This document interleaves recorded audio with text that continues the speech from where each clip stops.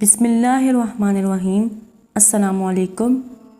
एक मर्तबा हालत नमाज में खलीफा वक्त ने अपनी दाढ़ी पर हाथ फेर लिया तो हज़रत सुफियान सूरी रहमतुल्लाह अलैह ने फरमाया कि ऐसी नमाज कतीब हकीकत है और क़यामत में तेरी नमाज गेंद की तरह तेरे मुंह पर मार दी जाएगी।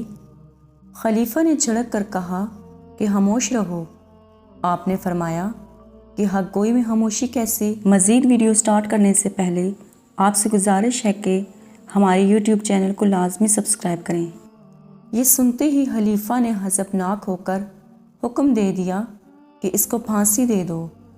और दूसरे दिन ठीक फांसी के वक्त आप एक बुज़ुर्ग हज़रत सुफियान बिन ऐनिया रहमतुल्लाह अलैह के ज़ानू पर सर रखे हुए, पैर फैलाकर आंखें बंद किए लेटे हुए थे और लोगों ने कहा कि फांसी का वक्त करीब है तो फरमाया कि मुझे इसका ज़रा बराबर खौफ नहीं, लेकिन हक गोई से कभी बाज ना आऊँगा।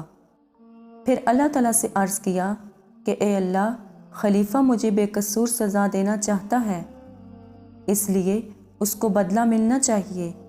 उस दुआ के साथ ही एक धमाके के साथ ज़मीन शक हुई और खलीफा और वज़रा समेत उसमें धंसता चला गया।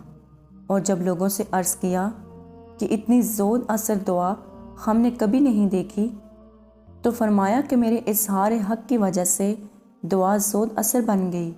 फिर जब दूसरा खलीफा पहले खलीफे का कायम मुकाम हुआ तो आपके अकीदतमंदों में शामिल रहा।